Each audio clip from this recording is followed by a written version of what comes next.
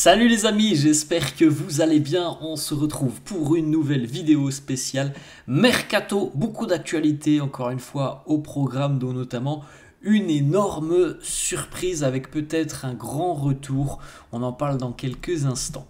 On va démarrer avec l'officialisation donc du côté du Real Madrid, comme annoncé déjà depuis quelques jours. Le Real recrute le jeune talent argentin Franco Mastantuono, joueur de 17 ans, profil milieu de terrain plutôt offensif, plutôt numéro 10, très à l'aise des deux pieds évidemment, avec une vision du jeu exceptionnelle, une qualité technique incroyable, capable de marquer, de délivrer des passes décisives. À 17 ans, il évolue déjà avec la sélection internationale argentine. Il évoluait du côté de River. Le Real a levé la clause de 45 millions d'euros. Le Real était d'ailleurs à la lutte avec le Paris Saint-Germain pour recruter cette immense star du football argentin qui est considérée comme l'une tout simplement des plus grandes promesses du football sud-américain et du football argentin. Il a signé avec le Real, il va participer à la Coupe du Monde des clubs avec River. Il arrivera du côté de Madrid dans 2 mois, au 14 août, et il s'est engagé pour 6 ans avec l'équipe de Xabi Alonso. On va du côté de Tottenham. Les Spurs enregistrent l'arrivée d'un nouvel entraîneur. Ange Postecoglou a quitté Tottenham malgré la victoire en Europa League. Donc ça n'a pas été assez suffisant au vu de la saison de Première Ligue qui était quand même très compliquée pour les Spurs. Les Spurs recrutent un attaquant qui connaît bien un entraîneur qui connaît bien le championnat et qui a fait de bonnes choses du côté de Brentford, dans une équipe où les Bees en général sont là pour lutter pour le maintien, et on a une équipe qui a été très joueuse, qui a tiré le meilleur de tous ces joueurs en ayant une équipe vraiment très agréable à suivre. Thomas Frank s'engage avec Tottenham jusqu'en 2028. On poursuit les amis avec une arrivée du côté de l'Atalanta. L'Atalanta enregistre l'arrivée du défenseur international ivoirien Odilon Kossounou, qui était déjà prêté depuis 6 mois par le Bayer Leverkusen, puisqu'il appartient au Bayer Leverkusen. Le prêt avec option d'achat a été levé par l'Atalanta, défenseur central donc d'une vingtaine d'années, Kossounou, un petit peu plus. Et c'est une belle recrue parce que c'est un joueur très solide et plutôt intéressant en plus par rapport au style de jeu de l'Atalanta. Il est assez doué dans tout ce qui va être sortie de balle. On continue les amis avec cette information énorme de Fabrizio Romano. C'est vrai qu'on n'en avait pas parlé depuis le début du mercato, mais Paul Pogba peut et va s'engager quelque part, et il semblerait que ça soit du côté de la Ligue 1 et de l'AS Monaco. Monaco a offert 2 années de contrat à Paul Pogba. Les discussions sont en train tout simplement de démarrer et de se poursuivre là depuis à peu près 48 heures maintenant. On attend du côté de l'AS Monaco et on espère le feu vert de Paul Pogba dans les toutes prochaines heures. Monaco travaille sur Ansu Fati, mais bon, ça on le savait, et est en train de finaliser, il semblerait, le deal Ansu Fati. Et l'ASM veut s'attaquer maintenant à Paul Pogba. Pour rappel, Pogba n'a pas joué de la saison, il était suspendu pour dopage sur les 2 dernières saisons d'ailleurs, hein. C'est très peu de matchs, on ne sait pas trop où il en est, Pogba, sur le plan physique. Alors on sait que du côté de Manchester United c'était quand même assez compliqué sur le plan physique, il y avait beaucoup de pépins pour lui. Et sur les 2 dernières saisons, donc à la Juve, il y a eu des problématiques aussi physiques. Et au final, c'est 8 matchs joués sur les 2 dernières saisons, hein, pour Pogba du côté de la Juve. Et en plus, il y a cette saison où il n'a pas joué du tout. Donc savoir où en est Pogba à l'heure actuelle après avoir presque passé 3 ans entre guillemets sans jouer, c'est une grosse question. Maintenant, si on s'en réfère au Pogba d'il y a 6-7 ans en arrière, ça peut être un joli coup pour l'AS Monaco.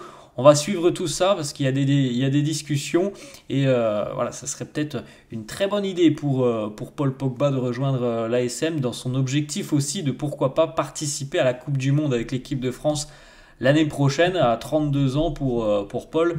S'il peut se relancer du côté de Monaco, un club où il y a quand même moins de pression. Alors évidemment, l'arrivée de Pogba du côté de Monaco, ça ferait quand même les gros titres, mais je pense qu'il y a quand même moins de pression à aller du côté de Monaco que dans d'autres équipes où il était aussi cité, par exemple pas très loin du côté de Marseille. Donc affaire à suivre là dans les tout prochains jours. Pogba à Monaco, c'est tout chaud.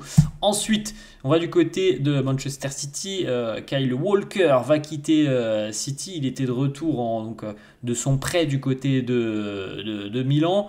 Alors on ne sait pas trop de quoi sera fait son avenir. Ce que l'on sait, c'est que le Fenerbahçe est entré en contact avec les représentants de Kyle Walker. Le latéral de 35 ans ne s'est pas forcément imposé du côté de Milan. Pep Guardiola ne compte plus sur lui. Il y a le poids des années pour Walker. Alors évidemment, je pense qu'il peut encore beaucoup aider, mais au plus haut niveau dans les 5 grands championnats européens, ça me semble quand même assez compliqué pour Kyle Walker. Voilà, le Fener pourrait réaliser une très belle recrue quand du côté du Fener de Mourinho, on voit que le voisin de Galatasaray recrute Leroy Sané. Et ben on a envie évidemment aussi de pouvoir concurrencer parce que le Gala a quand même pris l'ascendant sur Fener depuis 2-3 ans maintenant. Donc aller chercher des joueurs toujours très expérimentés, ça peut être intéressant pour le Fener, surtout que voilà, le joueur devrait arriver gratuitement s'il décide de rejoindre la Turquie. Ensuite, les amis, Darwin Núñez, l'attaquant uruguayen de Liverpool, pourrait quitter les Reds cet été. On a des clubs d'Arabie Saoudite qui sont sur le dossier déjà depuis le mois de janvier. Naples aussi serait entré en contact très récemment. Et d'ailleurs, le Napoli aurait coché le nom du joueur. Donc des discussions devraient se poursuivre dans les prochains jours. Darwin est ouvert à toutes les propositions qui peuvent s'offrir à lui. Il y a 2-3 semaines en arrière, on avait aussi l'Atlético qui était en train de surveiller sa situation. Il a moins joué cette saison du côté de Liverpool avec l'arrivée d'Arne Slot. Alors, il a été souvent un entre guillemets super sub, il a joué 20 minutes, une demi-heure, mais au final très peu titularisé cette saison. Et puis les statistiques, évidemment, lorsque le temps de jeu est impacté, les statistiques ont été moins bonnes pour Darwin cette saison en PL. Ensuite, les amis, on va retourner du côté de la Turquie. Là aussi, c'est quand même assez fort. Alors, on verra si ça se fait, mais en tout cas, le Fener tente sa chance pour Neymar. Fenerbahçe aurait fait une offre à Neymar. Le club turc lui aurait proposé un contrat d'1 an et demi. D'ailleurs, petite particularité, Neymar est du côté du Brésil maintenant à Santos. Il dispose d'une clause qui lui permet d'être transféré en Europe gratuitement, uniquement en Europe. Voilà, c'est assez important à noter. Il a joué 11 matchs depuis son arrivée à Santos au mois de janvier, Neymar, pour 3 buts, 3 passes D. Un bilan, somme toute plutôt intéressant sur le plan statistique. Après, voilà, il y a quand même de gros doutes, encore une fois, un petit peu comme Pogba, sur l'aspect physique à l'heure actuelle de Neymar. En tout cas, le Fener tente sa chance et il y a cette possibilité qu'il arrive gratuitement s'il décide de rejoindre l'Europe. Voilà, on verra si ça se fait dans les prochains jours. Manchester United est toujours sur le dossier, mais les Red Devils ne sont pas passés à l'offensive pour Gyökeres. C'est Arsenal qui l'a fait avec une première offre évaluée à peu près à entre 50 et 55 millions d'euros, plus quelques bonus pour l'attaquant suédois du Sporting, Viktor Gyökeres.